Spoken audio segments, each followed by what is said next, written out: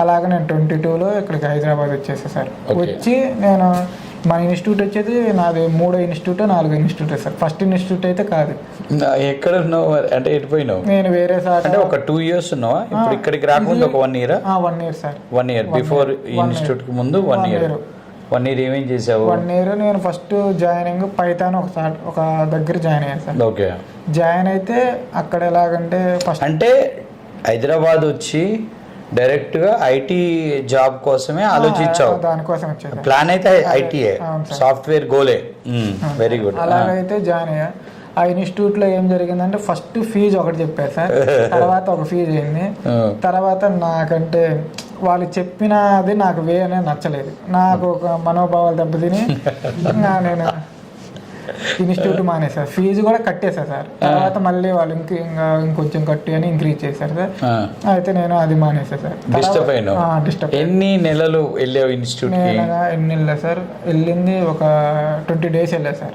ఒక అసలు యాక్చువల్ గా కోర్స్ పీరియడ్ ఎన్ని రోజులు చెప్పారు?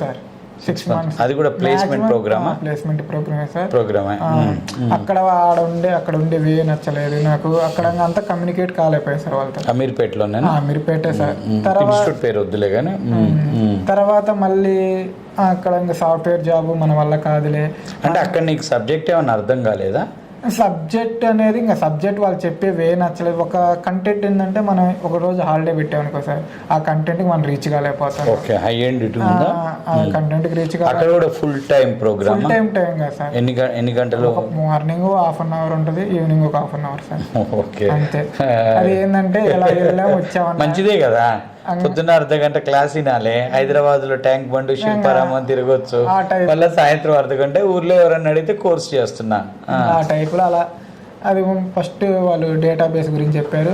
ఒక 10 days 15 days వెళ్ళి అది ఆపేసారు సార్. ఓకే. డిస్టర్బ్ అయ్యి ఓవరాల్ గా డిస్కంటిన్యూడ్. తర్వాత మళ్ళీ ఏం చేసాం మనం, ఇవన్నీ కుదరవలే ఏది కాదులేని నేను ఇంకో చోట డెవాప్స్ అనే కోర్సులో జాయిన్ అయ్యా సార్. ఆ డెవాప్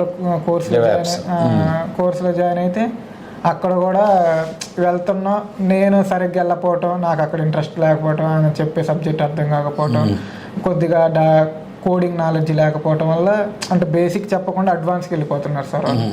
దానివల్ల నాకు అర్థం కాదులే, మనం ఐటీలో మనం జాబ్ ఏం చేస్తామని